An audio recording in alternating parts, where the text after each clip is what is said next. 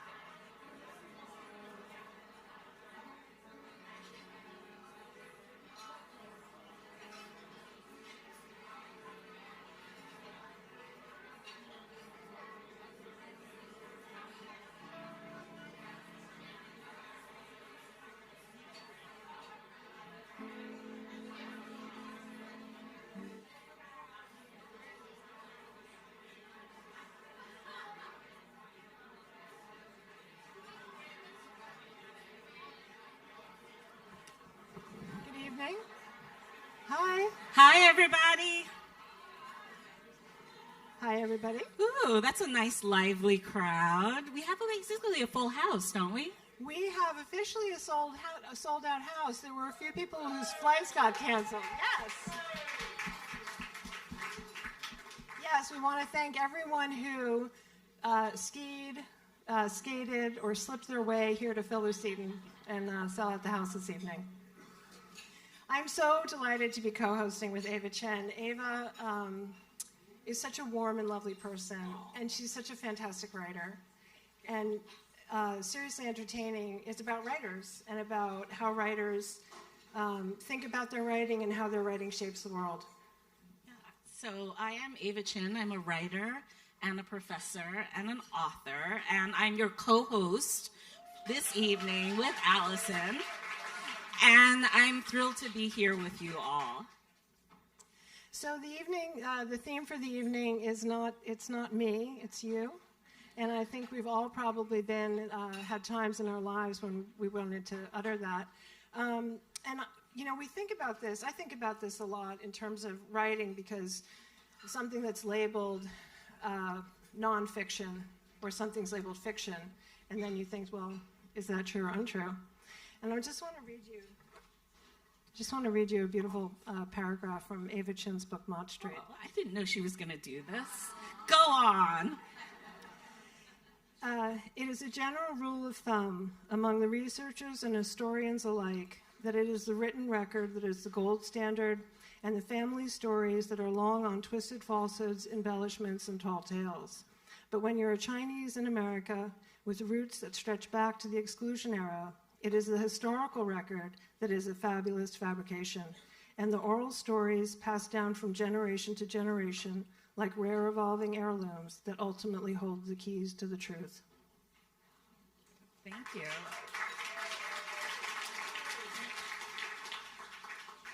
Great. So I think it's time to introduce Gabrielle. Yes. So I'm going to leave. Okay. No. You have to wait. Okay. So in this post-Valentine season of love, tonight here at Seriously Entertaining, we're less interested in stories of romance and more intrigued by the moment you realize someone or something no longer served a place in your heart. Whether it's a scathing farewell, a family reckoning, or a cultural call-out, for tonight's show, our four brilliant writers will share stories of conflict, clarity, and the moment they realized it's not me, it's you.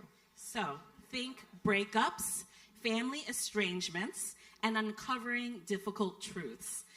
It is my pleasure to introduce our first writer of the evening, the celebrated author and chef, Gabrielle Hamilton. Gabrielle describes her process as guerrilla writing. She writes, I wrote on the line at the restaurant during service and at the desk in my office between services. I wrote in between nursing and in bed with my two sleeping babies on either side of me. I wrote in the interstices whenever and wherever. Oh, I gotta flip. Wherever I could. I brought everything I knew about the hospitality industry into my writing and treated the reader like a cherished guest in my restaurant. So Gabrielle Hamilton is one of my favorite writers, and if you read any of her memoirs, including her latest book, Next of Kin, I promise you she will be one of yours too. So please join me in welcoming Gabrielle Hamilton to the stage.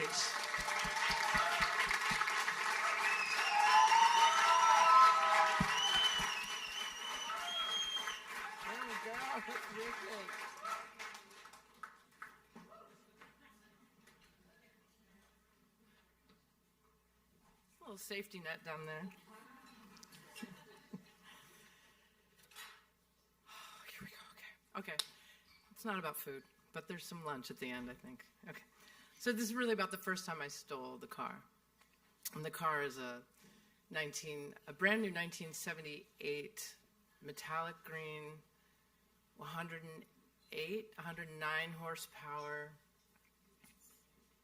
5-speed stick shift, tinted windows, 2-seater.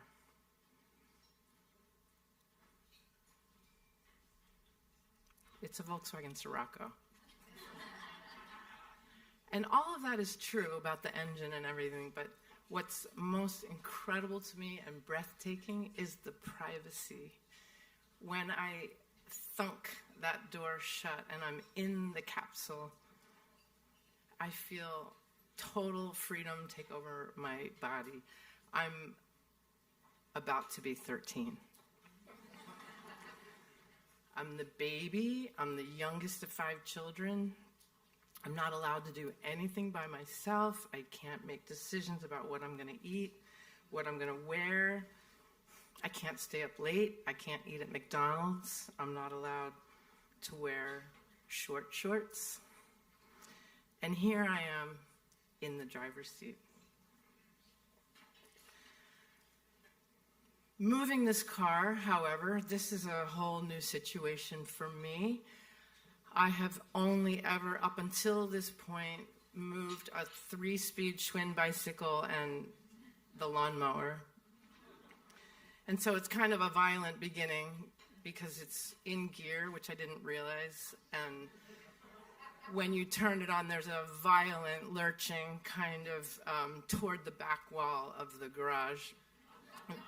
I feel like I'm on a maybe bucking bronco in the gate at a rodeo.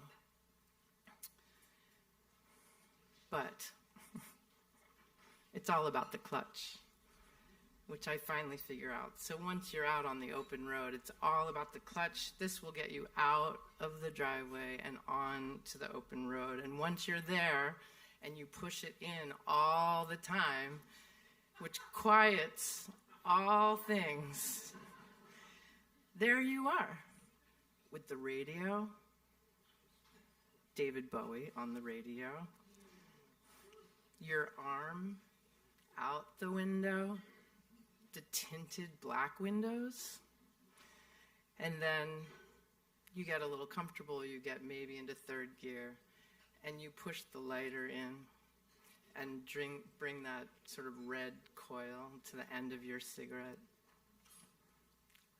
Anyway, as far as I'm concerned, this is life itself. I take Stony Hill Road to the end, which dead ends at Windy Bush Road. I take a left on Windy Bush Road, and I'm so cool now that I'm flicking my cigarette butt out the window, and I'm looking for the red sparks on the pavement behind me in the nighttime, and they're not there, and then I realize that the cigarette has blown back into the car. And this is creating a very panic-inducing experience. So I'm trying to steer the car, keep the clutch in, don't stall, get it into 4th gear, maybe down to 3rd gear. I'm trying to reach behind me to get this burning ember, and I'm not paying attention completely. I'm out on a country road in rural Pennsylvania, and I'm looking down, I'm looking behind me, and I do drift very, very heavily across the 2 yellow lines into the oncoming traffic lane and turn around in time to discover the oncoming headlights of a speeding car. Okay, this is less about freedom and privacy and what I can do. This is more like a near-death experience. This is what it is to cheat death. I survive. I take the next possible left. I think it's South Sugan Road, which is mostly downhill. And I coast pretty much all the way back down into the driveway. I cut the lights just before I get there.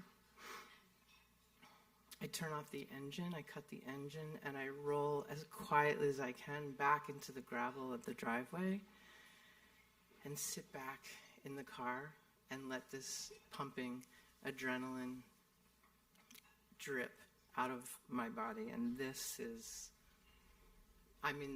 rapture, a total rapture.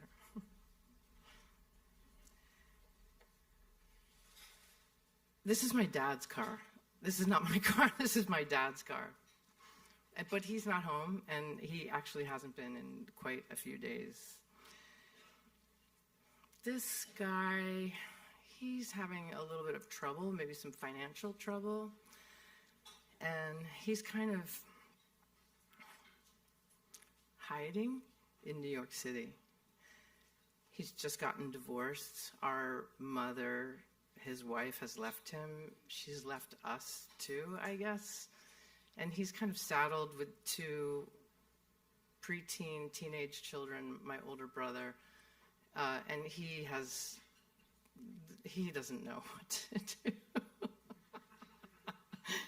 do. This is not his wheelhouse.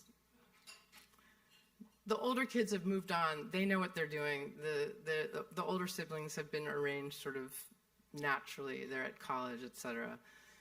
And this guy, he's got these two kids who are maybe, I'm going to be 13. My brother's probably going to be 15 or 16. And this is not my dad. My dad is a set designer for Broadway shows, theatricals, industrials, off-Broadway shows. And he's a real mise-en-scène man. He can really set the scenery, and he loves to, and he's very, very, very good at it.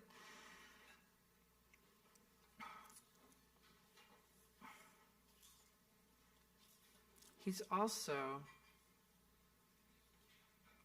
a kind of feast or famine guy. I mean, there's a brand new sports car in the driveway, and there's no food in the house. There's nothing to eat, and there hasn't been for quite a few days.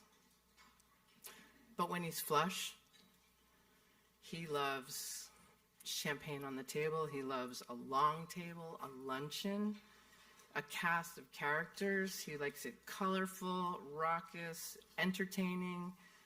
He loves to cook. He likes to stand at the antique cutting board, his French waffle weave dish towel casually draped over his shoulder, his knives laid out on the counter, just so. And he's also chronically late, like not 10 minutes late, hours late. No matter, he has left guests he's invited to this dinner table out in the driveway for hours as they've arrived to a dark and locked house for hours and hours. But no matter, when he gets into the house, his whole deal with the mise-en-scène and scenery, things looking good the way he wants them to look, he will still, no rush, take the pasta out of the box, set it in the crock so that it fans out just so, put his butcher's twine next to him as he trusses and bones out like a capon.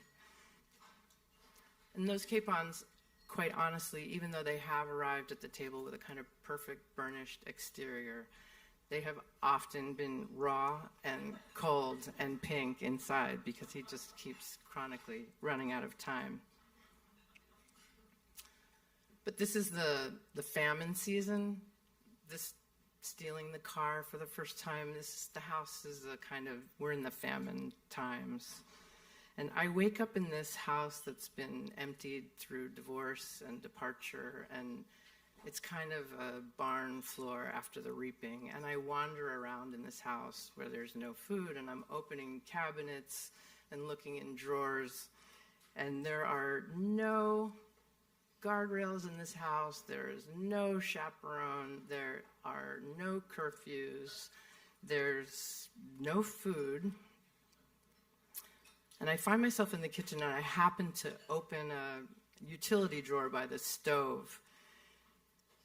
And in it are matches and twist ties and maybe butcher's twine also, and then, unbelievably, the key to the car.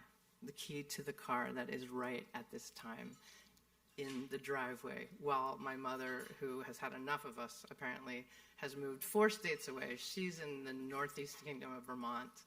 My father's in New York, hiding out from creditors, having a really bad time. The show he's putting up, I think they're taking the marquee down on what would have been opening night. It doesn't make it through previews, but I have the key to the car. Into this kitchen, my brother walks, and my brother, maybe he's having some trouble too. Like he has trouble going to school. He's often truant. He has a very high IQ, but I think he gets very bored. He's like maybe been blamed for a lot of things that he doesn't deserve to be blamed for at all. There's been some vandalism, and he's been busted for it. And I think maybe he's a little angry this particular summer.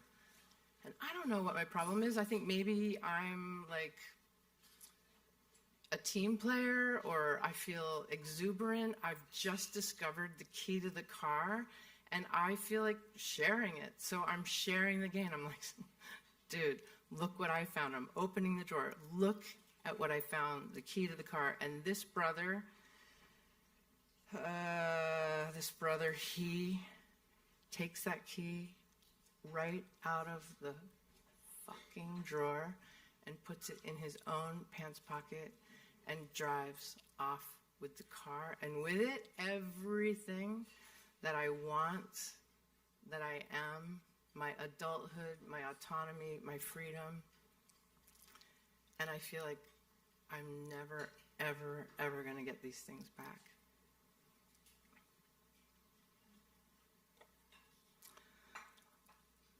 But a few nights later, I'm walking home from work. I've gone into town. I've gotten myself a job as a dishwasher. I'm going to have a sip of this drink. I'm a real chef.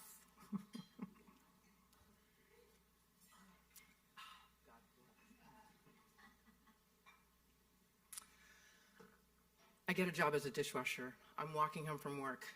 I'm walking along the country roads at night, along the train tracks. It's pitch black. And when I get to the house, I see that the house is kind of ablaze with lights, and I see the car. The car, and it's not parked down in the driveway where all the lights are on. It's parked up in stealth by the mailbox. My car. And I walk into the house, and I smell it before I can see it or hear it. Pine-scented herbal essence shampoo.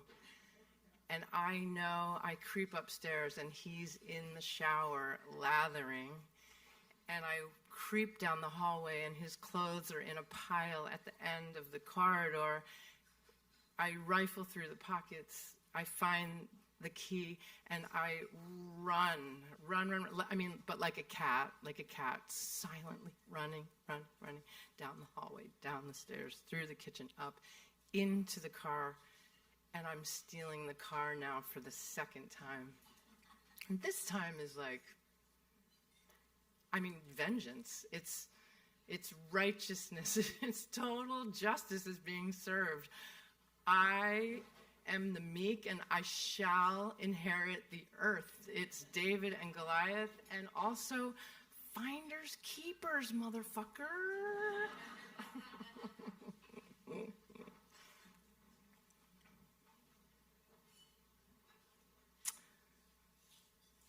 That lasts a while, but when I roll that car home late that night, and I cut the engine, and I turn off the lights, and I creep quietly onto the gravel and return the car, there is a light on in the kitchen, and my brother is awake, and he's waiting for me.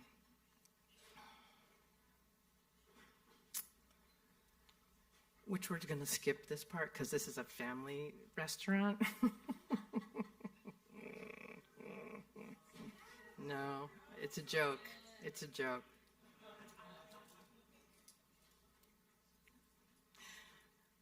When my father reappears several days later, I have really run. I've run away from home, I guess, but what I really mean is like I've run away from home. I've run out the backyard, through the meadow. I've crossed the train tracks. I've gone up the road that goes to the cornfields. I've crossed the cornfields. I'm running all night. I've hidden in the woods. I've dived into the ditches on the side of the roads at the approach of any oncoming headlights from a car for fear that it's my brother coming to finish what he started. And I'm walking, running until just before dawn, I get to these friends' house, and that is where I've been camped out for a few days. And my father finds me there, and my father invites me out to lunch to discuss the events of the previous week. He's treating me like I'm an adult, like I'm an important client. We have to discuss the proposal, the over budget, and I show up at lunch as the adult I know I am, or gonna be very soon. I'll be 13 in the fall. And I start the conversation maturely. I say, I know I was not supposed to take the car. But he wasn't either. I know I'm too young to drive. I'm not supposed to be driving. But he doesn't have a driver's license or even a learner's permit. He's not supposed to be driving the car either. And okay, I can see how he could have been very angry. That must have been very frustrating to get out of the shower. Maybe you were getting dressed to go out somewhere, maybe on a date, and to discover that the car was missing. I'm not proud of that. I understand how he could have been angry. But you know what? He was drinking. He was drunk. And at this point, we're sitting in the patio of a restaurant having, I don't know, like crab salad. My dad's got a glass of white wine. He's silent, listening to me, letting me explain the whole story. But I'm getting undressed. I'm like, and look at this. I'm pulling up my whole shirt, and I'm showing him this huge swath of scabbed over road rash and the bruises down my thighs. And I'm like, I am winning so hard here. I will not be in trouble. I feel so sure that this very clear, calm, adult, mature, simple explanation will not have any of us in trouble by the end. But my father, he calls for the check, and he signs it, and he just says, well, it's a good thing it wasn't me. It's a good thing I wasn't home, because if it had been me, I would have finished the job. So that's the last time I stole the car. But it's not the last time I drove it. There's a small coda here. You're never supposed to do this at the end of the story. Introduce a whole new character into the story, but I'm just going to do it. I need you to meet Bernice Farley. Bernice Farley. She has just lost her beloved mother. Bernice Farley's an old family friend, was a babysitter for us when we were very young, and she's lost her mother. She loved her mother loved her. And my father, he's thinking of people, he does think of people, he's thought of her, and he's thinking maybe like a spring luncheon to cheer her up. This is 3 months later, or no, maybe even a year later. I'm fully 13 at this point. And he invites her to lunch, and he assembles a whole cast of characters, and there's just one problem with Bernice Farley, and that's that she doesn't drive.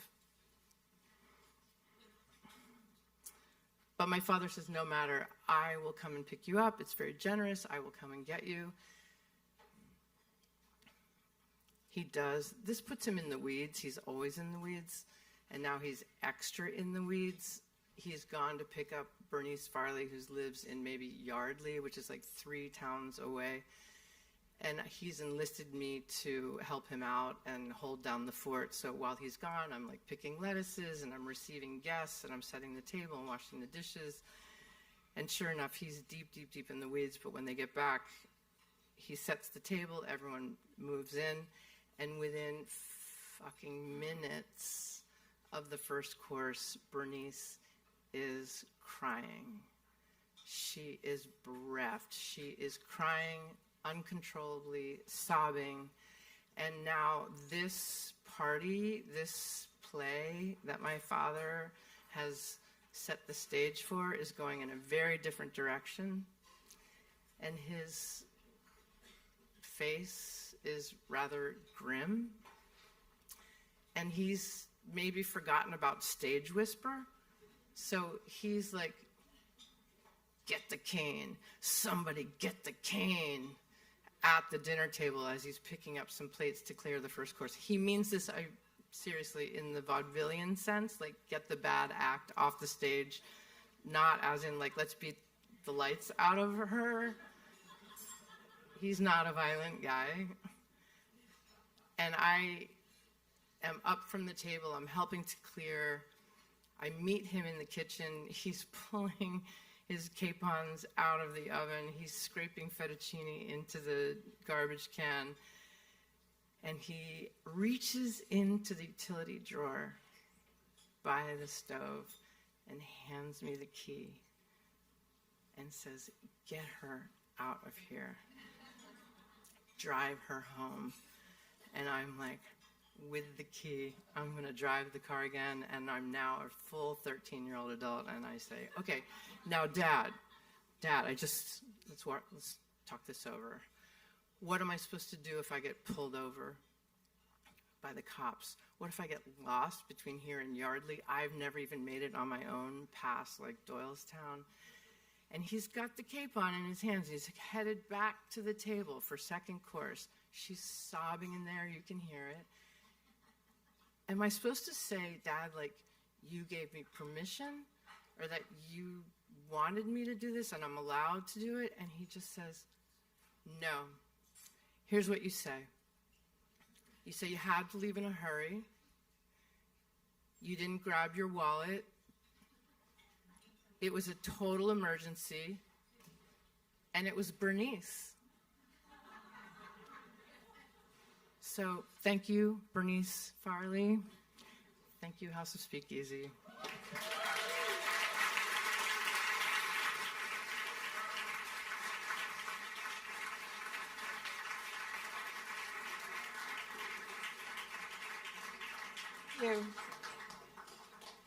You did great. You killed it. Thank you, Gabrielle Hamilton.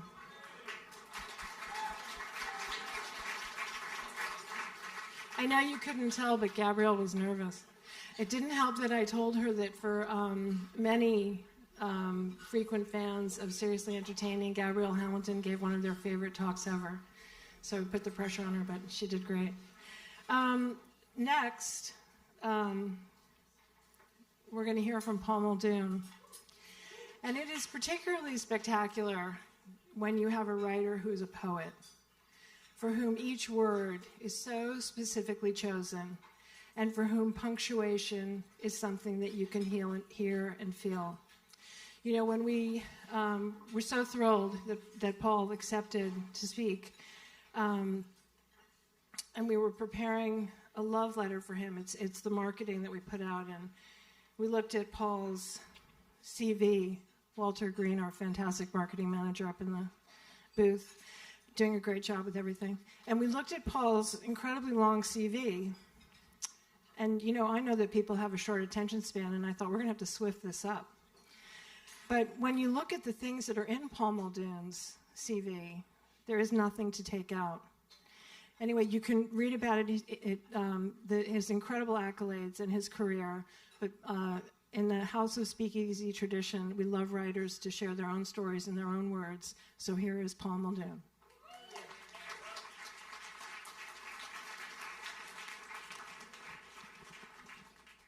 Paul, would you like the mic? You said you wanted to take this. Thank you so much. What a pleasure to be here. So I want to touch on a few major issues this evening. The idea of authenticity,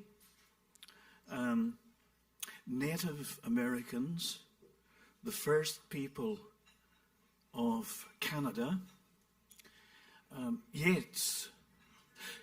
Now, by Yeats, you would perhaps be a fan of W.B. Yeats. But I'm not talking about W.B. Yeats as it happens.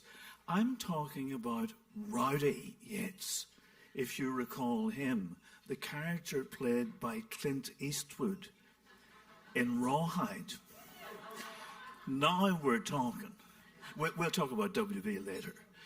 Rawhide, there'll be a lot about Rawhide. Wrestling. This looks like a wrestling crowd. So there'll be some wrestling matters. Frankie Lane, the great singer, who I think sang the theme tune of Rawhide, right? We're back to Rawhide already. And, of course, Billy Two Rivers. If any of you remember him, you'll remember him as you leave. So growing up in Northern Ireland in the 1950s and 60s, the cinema was the mainstay of our cultural life. And this was an era dominated, as perhaps one or two, if you will recall, by two genres. The Sword and Sandal movie, Quo Vadis from 1951, the year I was born, The Robe, The Ten Commandments, The Greatest Story Ever Told. They just don't make them like this anymore. And then the Western, High Noon, The Searchers, Rio Bravo, How the West Was Won. Nothing would have made me happier than a sword and sandals Western. Which, of course, a version of which has indeed been made by the Coen brothers, Hail Caesar, but that was years in the future. This one might have involved Charlton Heston driving a chariot round and round a circle of covered wagons. Television, also a major cultural influence, and the Western was once again a significant element in the programming. We had two television stations in Northern Ireland, and you know what? That was plenty. It really was. And we had shows like Cheyenne, Maverick, Sugarfoot, The Lone Ranger, Have Gun Will Travel, Gunsmoke. Now, I remember vividly the Friday night President Kennedy was assassinated, and live programming was interrupted for the announcement of the shooting. And I have to say, I was mightily affronted that Kennedy contrived to get himself shot on a Friday, given that Rawhide might be postponed indefinitely. And I had to do with my own rendition of its great signature song, rather than have it sung by Frankie Lane. Rollin', rollin', rollin', rollin', rollin', rollin', keep them doggies rollin', Rawhide. When it came to the Western, I always identified with the Native Americans, or Indians, as they were still erroneously known. And indeed, I would have been inclined even then to rename the film How the West Was Lost. In poems like The Year of the Slows and The Indians on Alcatraz, I drew some parallels between the disastrous colonial experience in Ireland and the disastrous colonial experience in North America. Nor was I the only Northern Irish writer to think in those terms. If you recall Brian Moore and his novel, later a film, Black Robe. Much of my childhood I spent playing with bows and arrows I'd made from sticks cut from the hedge. But I was desperate for a real bow. So I wrote to the matinee idol Richard Green. If any of you remember him, he played Robin Hood in a television series that ran from 1955 to 1959. I wrote to him to ask if he had any bows and arrows he no longer needed. And Richard Green wrote back very thoughtfully, enclosing an autographed photograph, but also to say that he had no spare bows and arrows because he needed everything to fight off the Sheriff of Nottingham. My disappointment was somewhat lessened when another enthusiasm came into my life, and this was for professional wrestling. I warned you, a sport that, like Robin Hood, was televised from around 1955, and so that by the time the 60s rolled round, it was available twice a week on a Wednesday night and a Saturday afternoon. And indeed, in some way, televised wrestling may have combined the sword and sandal gladiators with the traditional Western showdown of white-hatted good against black-hatted evil.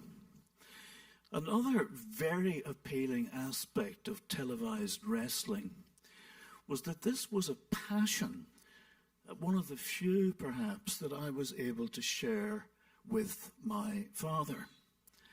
We sat on the edges of our seats as bout followed bout. Mick McManus, Big Daddy, Giant Haystacks, Jackie Pallo, Kendo Nagasaki, Billy Two Rivers. Now, this last was a Canadian Mohawk professional wrestler who was born on the Kanawaki Reservation near Montreal. He began wrestling in 1953. He moved to England in 1959, and he appeared in the ring wearing a feather headdress and often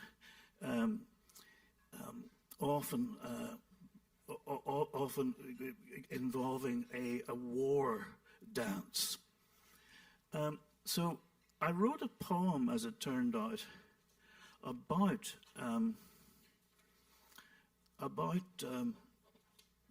Billy Two Rivers and my father. My father and I and Billy Two Rivers, our favoured wrestler, the Mohawk Indian. We would sit in the local barber shop. Could he not afford a decent haircut? To watch him suffer the slings and arrows of a giant Negro who fought dirty. The Negro's breathtaking crotch hold and slam left all of us out for a count of 10. The barber knew the whole thing was a sham. Next week would see Billy back on his feet for one of his withering tomahawk chops to a Britisher's craw, dusting him out of the ring and into the wide-mouthed crowd like a bale of tea at the Boston Tea Party. That poem was not included in the Annals of Chile, which was a book that came out in 1994 and was reviewed by Richard Tillinghast in the New York Times.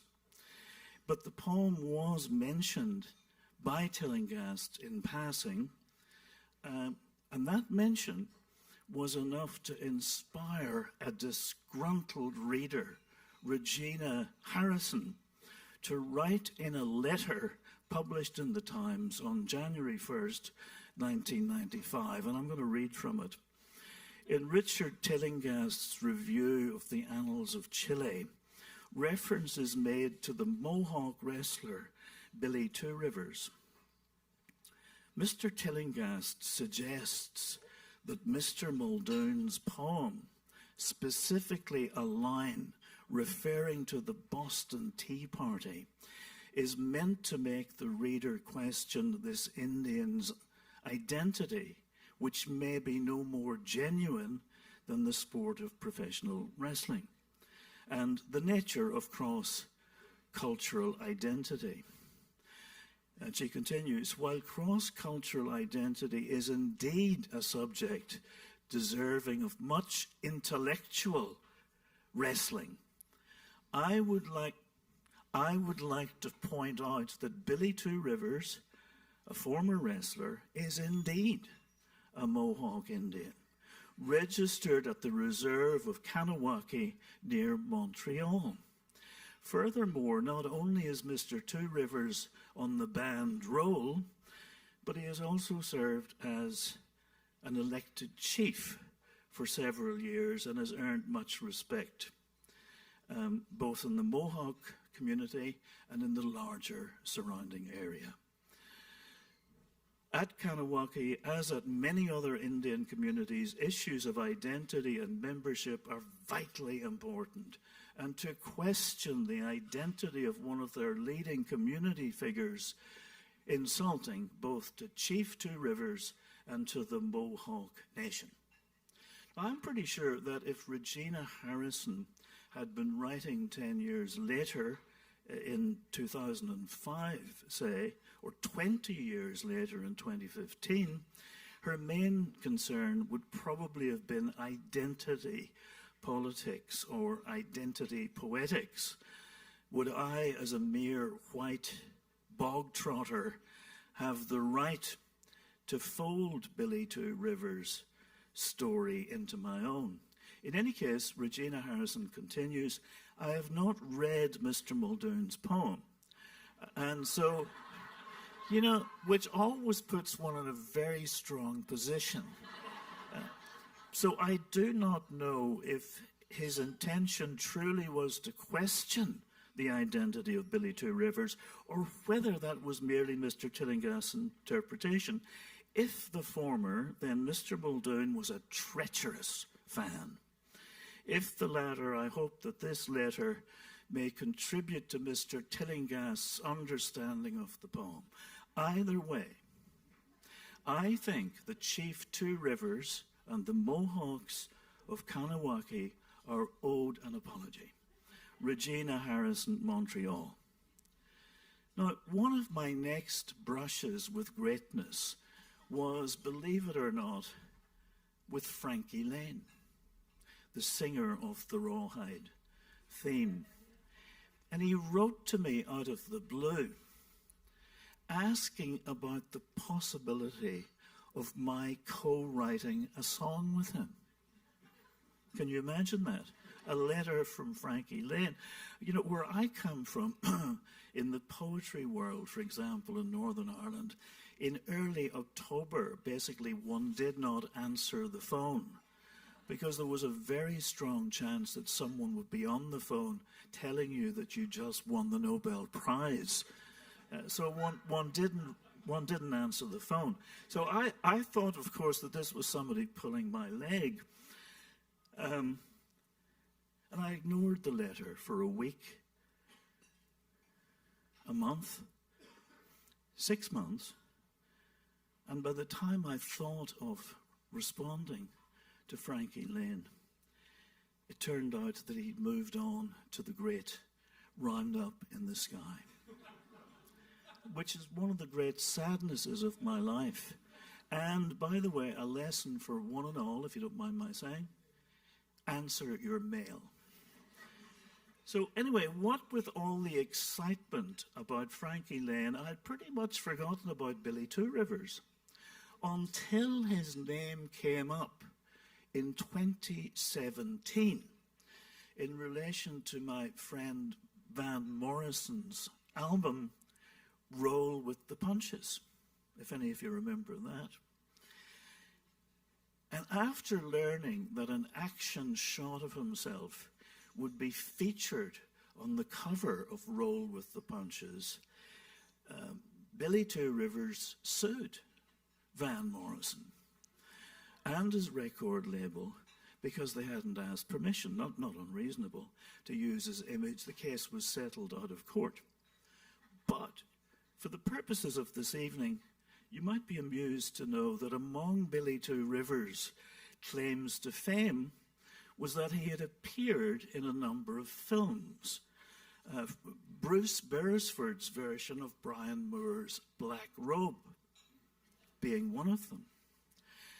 And as Wikipedia has it, he, or at least used to have it, who knows what they have now, he plays a large role in Pulitzer Prize winner Paul Muldoon's poem, My Father and I and Billy Two Rivers. In materials relating to the court case, Billy Two Rivers' lawyer, Michael Graff, claimed that Billy's standing in popular culture is partly substantiated by the fact that he had a poem written about him by a Pulitzer Prize-winning poet. In some sense, he is authenticated by a work of art, and that's a pretty hilarious idea, I think, given the tone of that 1995 letter from Regina Harrison. As to who the real cultural heroes are here, to the late, great Frankie Lane, I would say, it's not me, it's you. And to the late, great Billy Two Rivers, I would also say, it's not me, it's you. Thank you.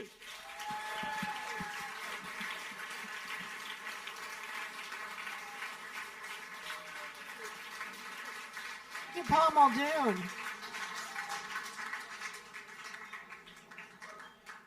It's halftime. We don't have a musical number for you, but we do have a test of your literary prowess, which is tip of my tongue.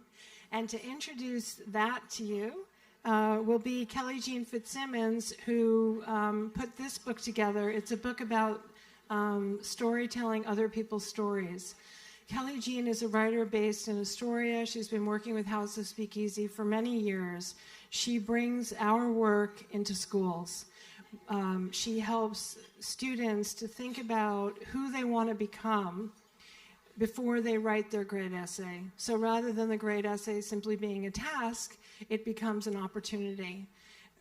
Kelly Jean does this work for us. We've got Denise Forbes here with us, Talented Unlimited. We've been working this crazy cohort. They just can't be stopped.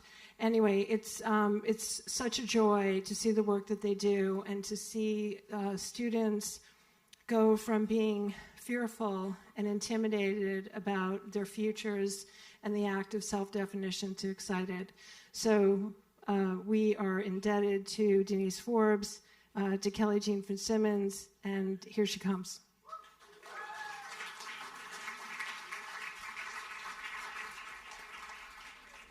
Hello. Good evening, Joe's Pub. Oh, it's so exciting to be here. It's exciting to be anywhere after being in my apartment for 3 days with my cat. So as you've heard from Allison, for the past few years, I've worked with a college readiness program, and I love helping these young writers embrace the value of their stories. And one of my favorite student reflections this year from our college essay writing workshop is, I used to think I had to write about these big events, but now I know I can pull something big out of something small. And I just love that because details, the small details, or what I call the student's special sauce, is the thing that stays with me long after our time together. Whether it's how the licorice tang of Dr. Pepper tastes like coming home after a long car ride, or a birthday cake on fire looks like learning from your mistakes, or packing a copy of Matilda into a single suitcase to help you feel safe when immigrating to America. All that to say, if there are any local authors in the audience tonight and you're interested in learning more about how to be part of the Speak Together program, talk to somebody at House of SpeakEasy, or you can come find me and I can make that connection for you so that you can participate and work with more of these young writers. One of the things I love about the summer workshops is that I don't have to grade papers or give quizzes, but I also miss the power. So I am going to give you all a quiz tonight and see what you have taken away from your literary education. The last page inside your programs, so if you want to flip to that very last page, there's a QR code, and it'll open up the quiz on your phones, the tip of my tongue quiz, if you want to get that up and ready.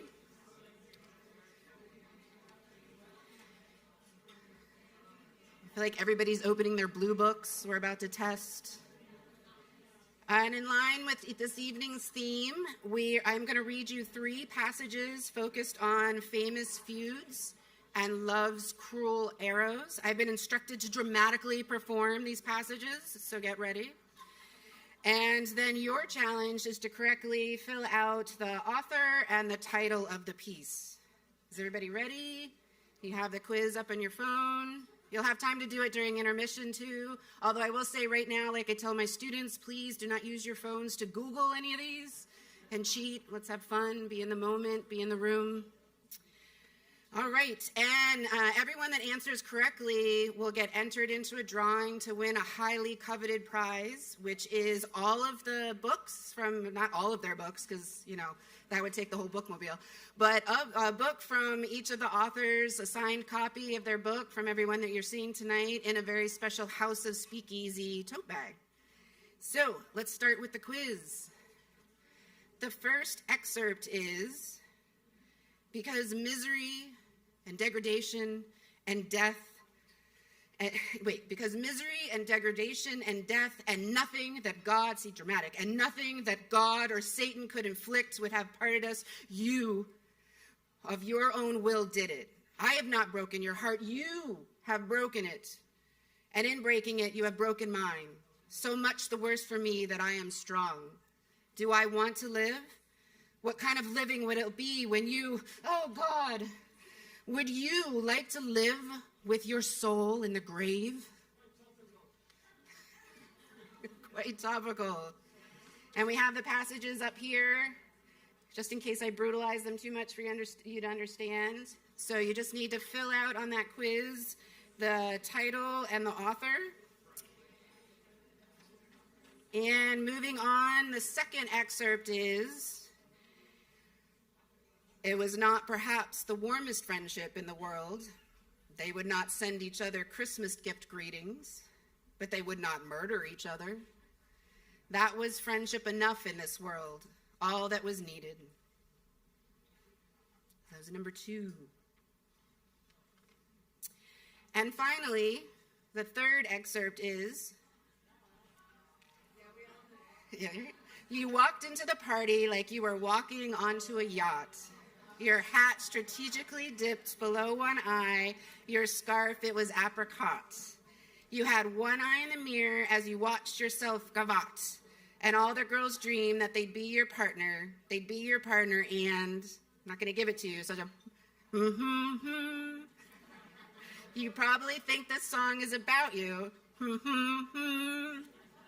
I bet you think this song is about you, don't you? Don't you? All right, to get those answers in, we'll be taking a short intermission, 10 minutes, at the end of which the tip of my tongue quiz will close. And so good luck, and we'll see you back here in 10 minutes.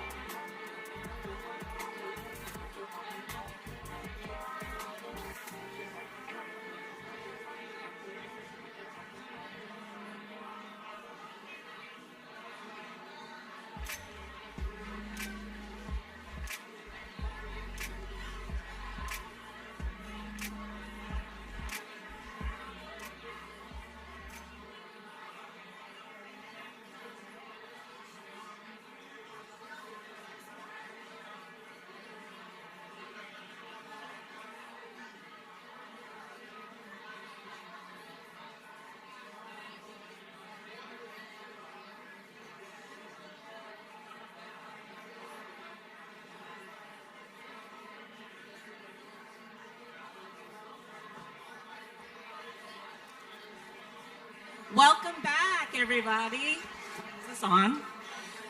You're having so much fun chatting with each other, talking away. Welcome back. And Gabrielle and Paul were amazing, were they not? You know, it isn't easy for writers to get up here and tell their stories on stage. Most of us would rather be sitting at home behind our desks and writing. In my own experience of speaking here at House of SpeakEasy in 2024, I just have to tell you, it was terrifying, but in the best way possible. There's something about performing on stage to you fine folks that helps us writers, I think, to really understand and what the bones of our stories are. So I just want to give it up again for Gabrielle and Paul for performing here tonight. And are you ready to hear some more amazing, fabulous, incredible stories?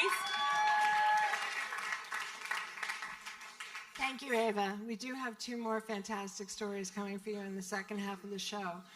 But before we do that, we're going to talk about ourselves for a minute, House of SpeakEasy. This Seriously Entertaining is our literary cabaret. It's one of 3 pillars that we have. It's the onstage pillar. We're also in schools, as you heard about from Kelly Jean Fitzsimmons, and we're also on the road. Our bookmobile deploys throughout the city, and on June 9, it will leave after a Seriously Entertaining on the theme of We the People for a 13 state tour of the original colonies. Yes. We're super excited. Don Getsy's here. He's our bookmobile manager. He's going to figure out all the logistics. It's pretty complicated, but we're not worrying about it because Don is a juggler. Between then and now, we've got a show on March 31, which is the theme Pleasure for Pleasure. We've got spectacular writers. We always have spectacular writers, but we have spectacular writers again on March 31. John Bergerman, Caroline Paul, and Michael Weinstein. It's on the theme of hedonism, politics of pleasure, guilt and gratification, romantic love. And on May 12, we're safeguarding the irreplaceable in partnership with the World Monument Fund. We're super excited about this. This talk is going to feature Caroline Weber and Andre Osserman. It's going to be co-hosted by our co-founder, by our board chair, and one of our co-founders, Amanda Foreman. And yes, woo! And World Monument Fund's Executive Director, Benedict de Montlar. So these are the things we have coming up for you. We hope that you'll join us here. You know we sell out, so don't wait to buy your tickets. You can buy them in the QR code, and thank you so much. All right, so I am super excited to introduce our 3rd writer of the evening, Andrés Cerpa. He is a poet and an educator whose work traces the architecture of grief, love, and transformation. Just last month, he published his 3rd collection of poetry, The Palace, which charts a family's journey building a life and a home in an often violent and unstable world. On the role of poetry in his life, Andrés says, "Poems protect me. They protect me when I write them, and when I read them later on, and when I have to face the world beyond the desk." So, ladies and gentlemen, please give it up for Andrés Cerpa. Hi,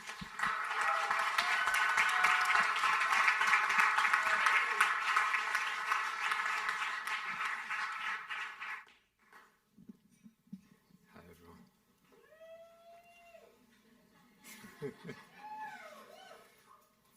The room was bright. It was aflame in white light. When my parents sat me and my sister down to tell us our father had been diagnosed with Parkinson's disease. I was 11. The room moved. I held my knees beneath the table.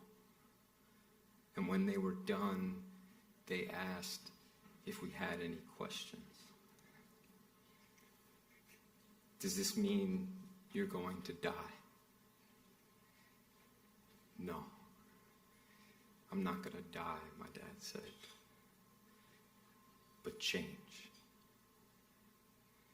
And things did change. He changed. He drove faster, scratched lotto tickets, walked slower. I could feel his sadness. And in increments, his watch alarm would go off to take the pills that would hopefully make him feel better. Those pills didn't work so well. He stopped working. He spent a lot of time in his living room chair. And I changed. I grew quiet, grew rough, yelled. My anger bubbled over, and there were holes in the sheetrock. Now, I'm from Staten Island, New York, across the harbor. All right, there we go. But I went to high school in Manhattan. And, okay. And it's a pretty long commute. I would take the ferry across. And in that commute, I found Trinity Boxing, a boxing gym downtown on Rector Street. And in the spring of my 9th grade year, I can vividly remember those big windows open and these heavy bags with duct tape on them swaying. I could hear the snap of jump ropes and boxing bells going off and like the thud of fighting. And I was entranced by it. And I think that I and my family, pretty frankly, was hoping that this could be a place where I could put my anger, where it could be honed. Now, in my first lesson, you know, like the free one you get before like you sign up for 3 months, whatever it is, I was introduced to Andrew Jack. And Andrew was from Scotland, and he came to the U.S. to kind of escape some trouble there. And he painted the gym before it was opened. And as he was painting it, he started boxing, and the owners kind of took him in, and he eventually became a trainer. And Andrew walked me through the routine, which is pretty straightforward. 3 3-minute rounds with 30 seconds rest in between for each interval. First, you jump rope, then you shadow box in the mirror, then you hit the heavy bag, push-ups, sit-ups with a medicine ball, and then you hit the pads with the trainer in the ring. So after that, Andrew, he complimented the way I moved, and he said, "Do you want to spar?" I said, "Yeah." He's like, "Let's see how you move when you're really under pressure." And so we started sparring, and Andrew kind of would like tap me, and I would just miss. And as I missed and wasn't able to hit him or just grazed him, I grew more and more frustrated, more and more angry, and I'd cock my hand back and throw all of my weight into my punch. And I can still feel, and have felt many times in my life in boxing, the emptiness of all that force when you just meet the air. But then I hit Andrew once, like wonderful, wonderful hit. And he kind of smiled at me, and then just flurries of punches backed me into the corner, kind of like put me in my place until the bell rang. Now, the origins of Parkinson's disease are amorphous, but there are things that you probably shouldn't do if you have a family history. And one of them is boxing, right? Flurries of these minor concussions.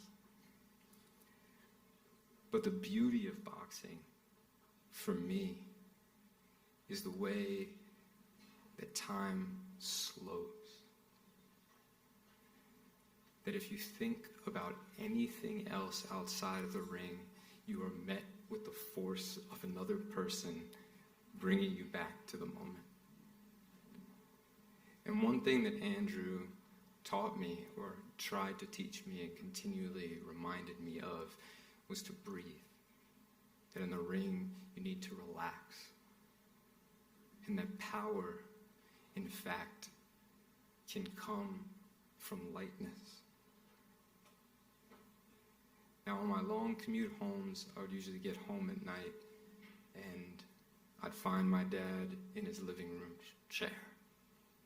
And I'd say, how was your day? And I'd get these same set of answers year over year in high school. Not good. I was good for an hour in the afternoon. The pills aren't working. I pissed myself. I can't get up. On and on for years. And therefore, the boxing gym became my second home. And I trained hard. I did road work in the city at night, running along the West Side Highway. We sparred at other gyms all over the city. And that is the landscape of my writing. Violence, decay, the heaving of the body against the heaving of the city. But there is another language inside of my writing, one that often has to fight to emerge, and that's one of gentleness. Now, my dad's been dead for 9 years next week. And the feeling, the actual touch that I remember most of our lives together was when I came into the house at night and he'd be sitting in his chair and I'd run my hand over his hair and give him a kiss on the top of the head. And my father was a very gentle person. He was a psychologist, he loved bicycling, and he knew me. I know this is kind of corny to say, but he knew me better than most anyone else, right? And even though I was angry, kind of uncontrollable at home, he listened. Now, it is odd for someone whose father has Parkinson's disease for their child to box. But I love boxing. But when I really think about it, and it's sort of taken me years to name this, there are ways that I wanted to fight the disease, or maybe even ways that I wanted to put myself at risk to maybe join him someday, to understand him as he's understood me in my life. And I'll say that I was scared. I was just so scared and wanted to harness my body. And inside of that gym, inside of the ring, doing road work, the city at night, I could feel these sparks of heaven and all of that clashing. But none of it brought me closer to my dad. In a lot of ways, it only created distance. Now, it is a complete plot twist that I am a writer. Complete and utter. If you would have met me in high school, you never would have guessed. And I found writing sort of after college, 2 years after my last boxing match, which was a loss. A devastating one, in fact. The Daily News wrote about it, and they were surprised that I did not get knocked out.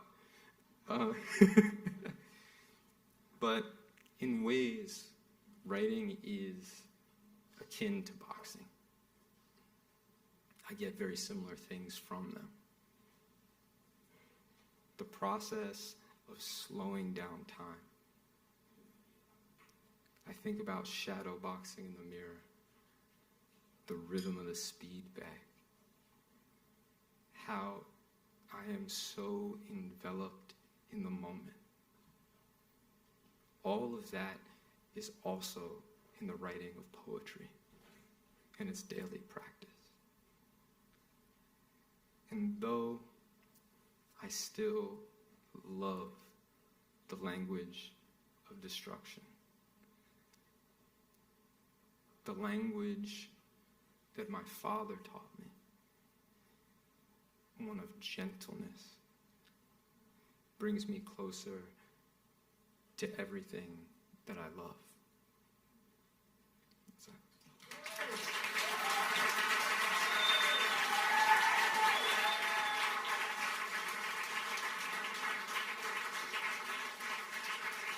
Cerpa.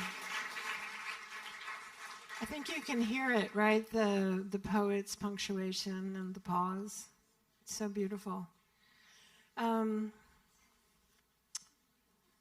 I feel moved and sad, but I want to be happy for Daniel Jones because he's coming on now. So Daniel Jones, I think everybody knows. I mean, this is a room of writers. So I want to ask people if you've ever written a modern love, whether or not it's gotten published, if you've submitted. I mean, is it the majority of us? Yeah? Are there people who've written more than one? Because I could hold my hand up. Yeah, there you go. Okay. Well, as Paul Muldoon told me, it's we were talking about the math about actually being published, and the heroism in writing is doing the writing. So keep writing. Okay, so Daniel Jones has been editing Modern Love since the inception, since 2004. It's now grown into a podcast and many other platforms. It's such a beautiful way, I think, for us to look at other people's lives and their thinking about their lives. I don't know if it's anybody else's ritual or guilty pleasure, but I never miss one. And it's particularly a treat to have Daniel tell his own story, because as an editor, you know, you're helping other people with their stories. In his own words, often people will think a happy ending to a story is when things turn out well. For me, a happy ending to a story is when someone has a better understanding than they did before. And a sad story is when someone, regardless of the circumstance, doesn't learn anything. Ladies and gentlemen, Daniel Jones.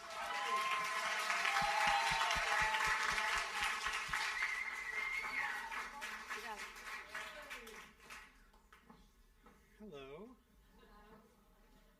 You need a little drink table right here. Good to be here. I am in my 22nd year of editing the Modern Love column. Don't encourage me. Done it long enough. Every week, 52 weeks a year, I pick a story, try to understand that story, work with the writer to make that story understandable to Times readers. Sometimes that's hundreds of thousands of people. A few times that's millions of people, and sometimes tens of millions of people. For some reason, people think that because I've done this job for so long and worked with people's stories that I'm some sort of expert at love and relationships, which is definitely not true. I have been on radio shows where they, to my surprise, say, well, we're going to take, listener calls now. And I find myself having to explain to John from Mamaroneck why I don't know if proposing at the Rangers hockey game is a good idea or not. I actually have no idea whether that's a good idea. Um, early, and as part of that, it's my feeling that you learn about love and relationships by being in love and having relationships, not by reading about love and relationships, although you can learn some things that way. Early on in my job, I was interviewed by a reporter for some magazine, a woman who at some point in the interview said, "So you're like a male Carrie Bradshaw." I had no idea who Carrie Bradshaw was. I'd never watched Sex and the City. I didn't know the characters. I thought she said, "So you're like a male Terry Bradshaw."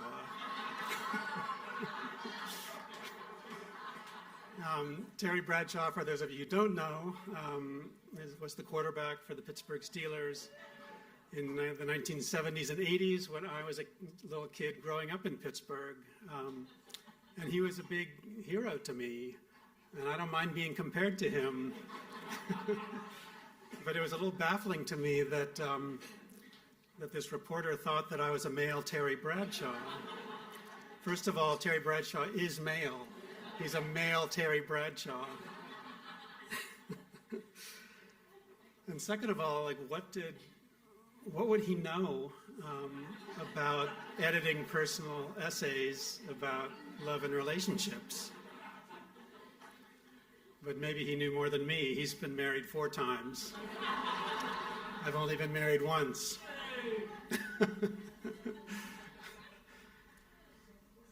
One thing I have learned in doing this job for more than 2 decades is that when people break up, it's always the other person's fault.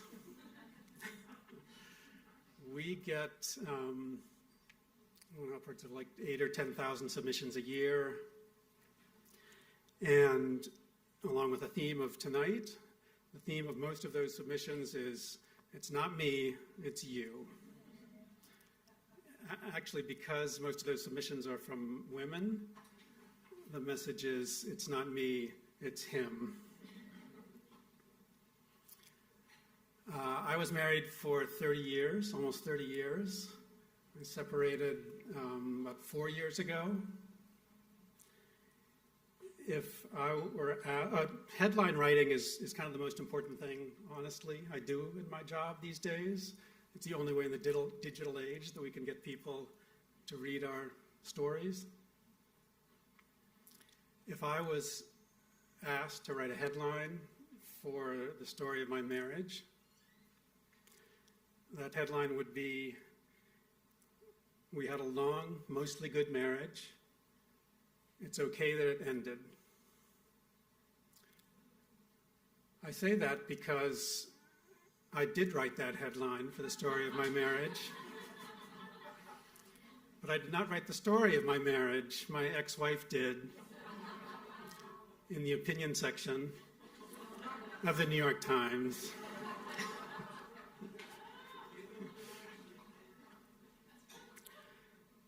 My ex and her editor had, I didn't have anything to do with the essay other than being the subject of it. But they were coming up, they were toying with headlines, and I didn't think what they were doing was really capturing what happened. So I suggested that headline, and they liked it, and they used it. Normally when I'm writing headlines, I'm doing it to sell a story, to get people to read the story. I wasn't doing that in this case. I didn't want anyone to read the story. I wanted her to do well. She's a good writer, and I wanted her to succeed, but I didn't want people reading about my life, and I didn't want my colleagues at work coming up, to me.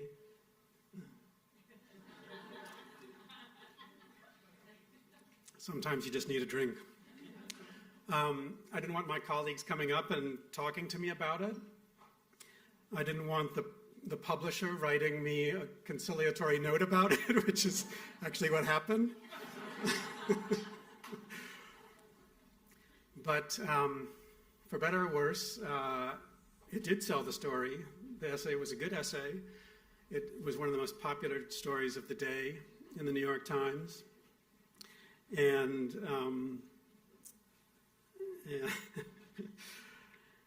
and it was, the headline was accurate. It was a mostly good marriage.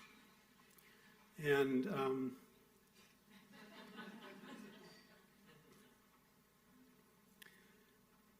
I need my, oh, here it is.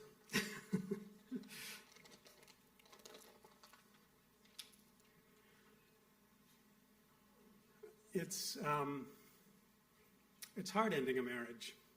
And we ended ours amicably and mutually, as they say.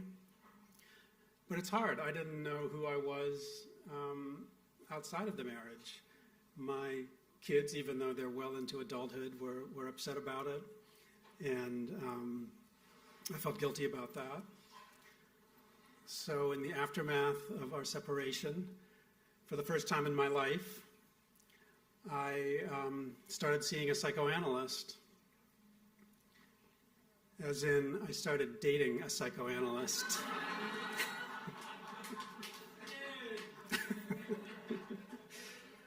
And not only a psychoanalyst, but a psychoanalyst who specialized in couples therapy.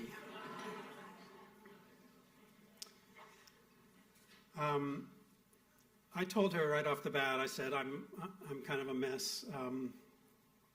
In fact, I canceled our first date because I just didn't feel like this was something I could do.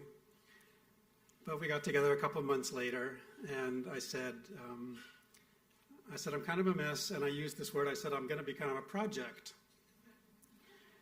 And are you up for that? You know, I was saying that as a warning, kind of a warning and a red flag.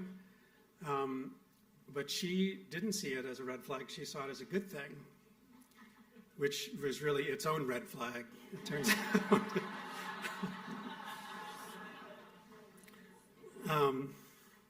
She started to sort of assess me, and she used the word contained, that I was contained. We would use the word contained a lot, and it was not a compliment. If you're a New York Times editor, that's a compliment, to be contained. But in a relationship, she didn't think that was a good thing. It's contained in the sense of being self-protective, of being self-censoring, and cautious. She also liked the terms conflict and repair, and was a big proponent of conflict and repair,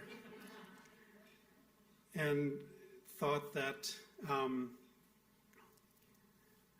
that conflict was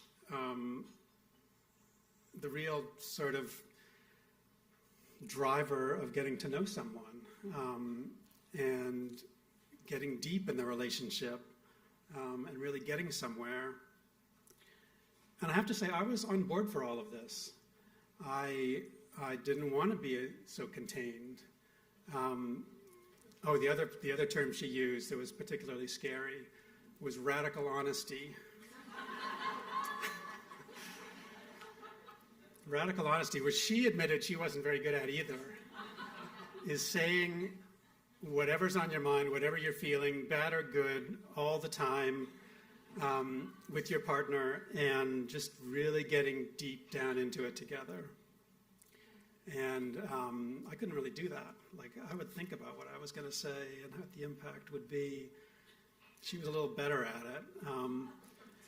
But these things were things that I thought were admirable, and I wanted to do it. I wanted to be able to be less contained. I wanted to be able to do well in a fight. I wanted to be able to initiate fights and not just always be on the defensive. And I wanted to be able to talk more honestly with the person that I was with. And if we could do that all the time, great. But it's hard to change. It's hard to change who you are. And I struggled. And every time we had a fight, it was interesting. Every time we had a fight, she felt better after, and I felt worse. And I think the goal, I didn't know this at the time, but I think the goal of the whole project, of me, I was the project. She wasn't changing. She was set. I was the project. I think the whole goal was to get me to the point where I would feel good after a fight. But I just couldn't get there. The last fight we had was about her frustration about my inability to fight. And I pushed back on that. And this could have been sort of a watershed moment if we recognized it as such, but we did not. We had a fight about not being able to fight. And at the end of that fight, I not only felt worse, I felt like I can't do this anymore. For the first time in my life, I was going to have to break up with someone. And in the morning, I said I said, I'm done with this. I can't do this anymore. I can't do the fight and repair. The repair was good, but the fight, getting there. I even said to her once, can we just go straight to the repair? She said, no, it doesn't work that way. So we broke up. We did the ritual exchange of clothing and possessions. We were polite and respectful and never saw each other again. We were together for 2 years. After that, I felt mostly relief, but also kind of shaken and inadequate, and just like, what was that, and how did it last so long in that kind of space? So eventually I started seeing a therapist. As in, I started dating a therapist.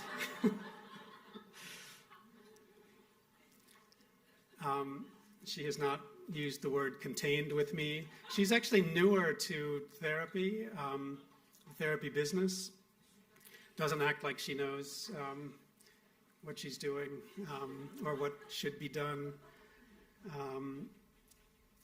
She hasn't used the words conflict and repair, and hasn't used the phrase radical honesty. And she's incredibly kind. And she has a lovely family. We're all sitting right here. And her name is Claude Davies, and she's sitting over there. And for the past 20 months, we've been trying to deepen our relationship by doing fun things together. And I think it's working. Thank you very much.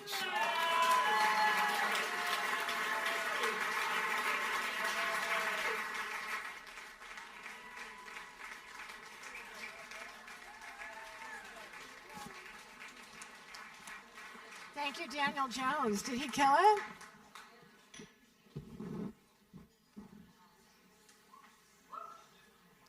Thank you so much, Daniel. Thank you so much to all our storytellers this evening for these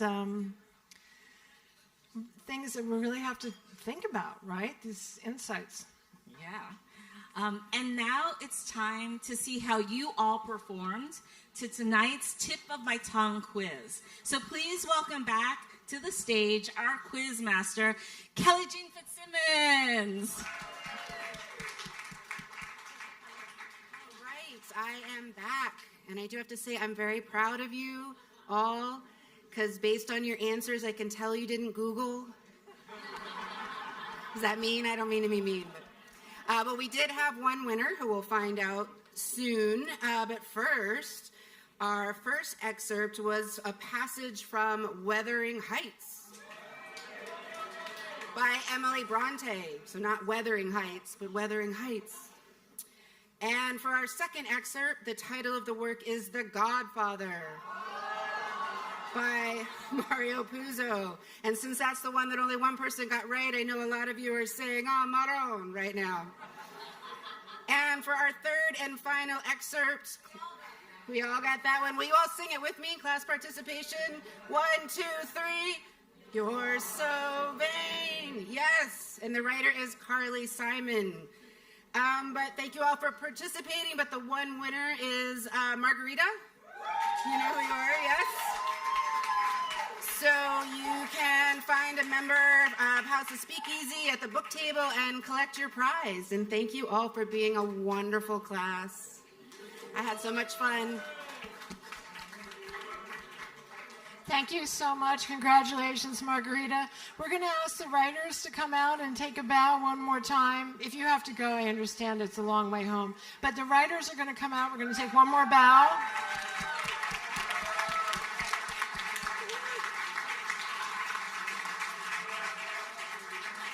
Yeah, do it.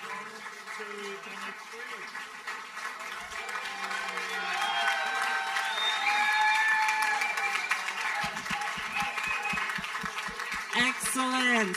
What an incredible evening. Thank you all for joining us for It's Not Me, It's You here at Joe's Pub. And Allison? Well, the next thing is you get to buy a book and have it personalized by a writer. So rush out to the room outside. There's a table with books, and we'll meet you there. The writers will all meet you there. Yeah, the writers will be out in about 5 minutes or so, and you can get them personalized and autographed for all of your favorite people. Buy books. Thank you for joining us, and thank you for joining us again.